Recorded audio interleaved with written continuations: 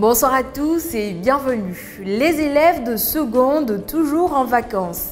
Des rafraîchissements pour attirer la clientèle et du vent sur la flamme de l'Estanguet. Restés à la maison pendant quelques jours, relativement au congé de Toussaint, les élèves ont repris le chemin de l'école le lundi 16 novembre 2020. Pour cette reprise des cours, les élèves des classes de première et terminale du lycée moderne 1 de la ville de Boaké étaient présents.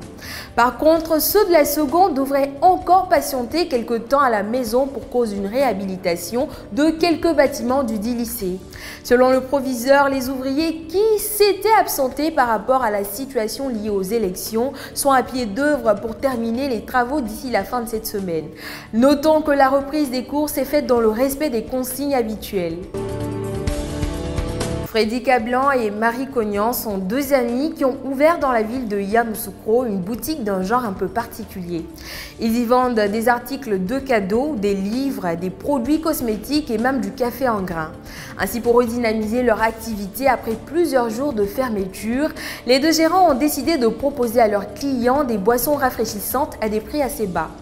Pour boire un pot de jus chez Freddy et Marie, il faut toutefois débourser la somme de 500 francs CFA. Soucieux de proposer plusieurs autres breuvages à leurs clients, les deux gérants ont planté des pieds de passiflore à la devanture de leur boutique. Ils espèrent ainsi que cela apportera un plus à leur commerce. La dernière sortie à l'écran de l'humoriste ivoirien La Flamme de l'Estanguet a mis le feu sur la toile.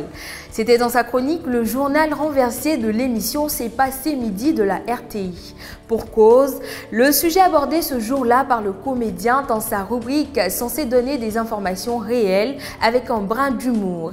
Si jusque-là l'artiste arrivait à arracher le sourire aux téléspectateurs, il en fut autrement quand il annonçait pour cette fois-ci dans sa lucarne le retour sur scène de l'artiste Stromae. Il a dit, et je cite, « Le chanteur de Papa Outé a dit qu'il allait reprendre la musique quand il allait retrouver son père. Ses fans ont retrouvé son papa en train d'acheter du porc au four à Yopougon. Simple plaisanterie ou moquerie, pour certains spectateurs, ces paroles ne pouvaient pas être considérées comme de l'humour. » Notons que sa publication a fait réagir plusieurs internautes sur Facebook.